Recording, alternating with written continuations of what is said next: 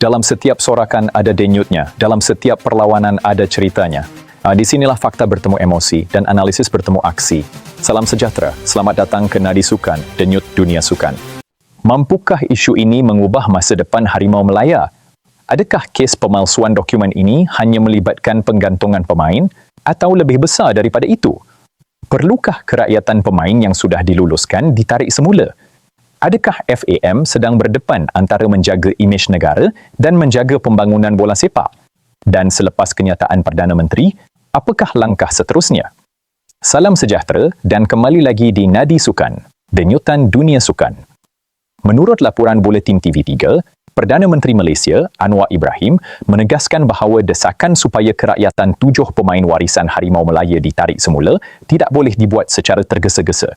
Sebaliknya, perkara itu perlu melalui saluran yang ditetapkan dengan perbincangan terlebih dahulu oleh Football Association of Malaysia sebelum dibawa kepada Kementerian Dalam Negeri. Kenyataan ini hadir ketika bola sepak negara masih berdepan kesan daripada keputusan antarabangsa yang menggoncang reputasi projek pemain warisan negara. Untuk memahami mengapa isu ini menjadi begitu besar, kita perlu kembali kepada kronologi yang berlaku. Pada tahun 2025, 7 pemain warisan yang menyertai skuad Harimau Melaya dilaporkan dikenakan tindakan selepas timbul isu berkaitan dokumen kelayakan. Kes ini kemudiannya dibawa ke peringkat antarabangsa dan akhirnya diputuskan oleh FIFA yang mendapati terdapat unsur pengubahsuaian atau pemalsuan dokumen berkaitan status kelayakan pemain. Keputusan itu bukan sahaja memberi kesan kepada pemain, malah turut memberi tekanan kepada keseluruhan ekosistem bola sepak negara. Hukuman yang dikenakan bukan kecil. FAM dikenakan denda besar, manakala pemain pula digantung daripada perlawanan rasmi selama tempoh tertentu. Walaupun terdapat sedikit kelonggaran, membolehkan mereka terus menjalani latihan dan kekal bersama kelab masing-masing, hakikatnya mereka tidak boleh beraksi secara kompetitif. Ini memberi impak besar kepada pembangunan skuad kebangsaan dan juga perancangan jangka panjang pasukan. Apa yang menjadikan isu ini lebih sensitif ialah apabila mula timbul desakan dalam kalangan sesetengah pihak supaya kerakyatan pemain terbabit ditarik semula. Di sinilah perbincangan mula bergerak keluar daripada bidang sukan semata-mata dan memasuki ruang undang-undang, pentadbiran negara serta dasar kewarganegaraan. Persoalannya bukan lagi siapa boleh bermain, tetapi siapa yang layak menjadi warga negara dan bagaimana proses itu harus dikendalikan. Dalam kenyataan Perdana Menteri, mesej yang disampaikan agak jelas. Keputusan seperti ini tidak boleh dibuat berdasarkan emosi atau tekanan semasa. Beliau menekankan bahawa FAM perlu membincangkan perkara itu terlebih dahulu sebelum sebarang cadangan dikemukakan kepada pihak berkuasa berkaitan. Pendekatan ini menunjukkan bahawa kerajaan mahu memastikan proses institusi dihormati dan keputusan dibuat berdasarkan fakta serta prosedur.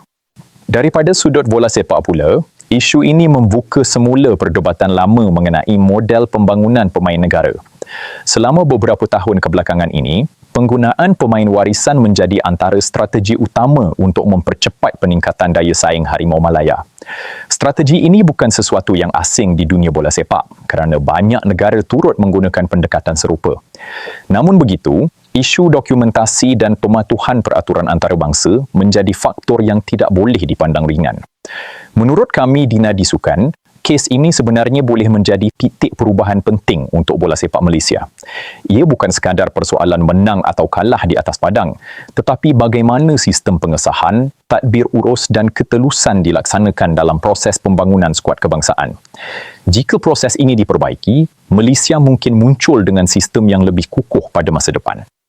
Pada masa sama, kita juga perlu berhati-hati agar tidak meletakkan keseluruhan kesalahan kepada pemain semata-mata sebelum semua fakta dan proses selesai sepenuhnya.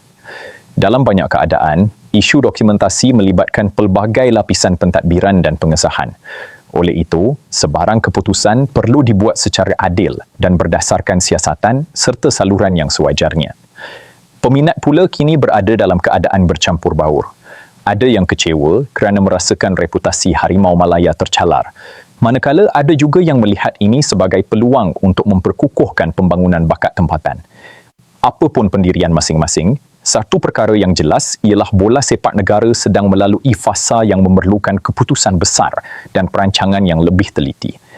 Jika rayuan sebelum ini tidak mengubah keputusan antarabangsa, maka tumpuan kini mungkin beralih kepada langkah pentadbiran dan pembinaan semula keyakinan terhadap sistem bola sepak negara.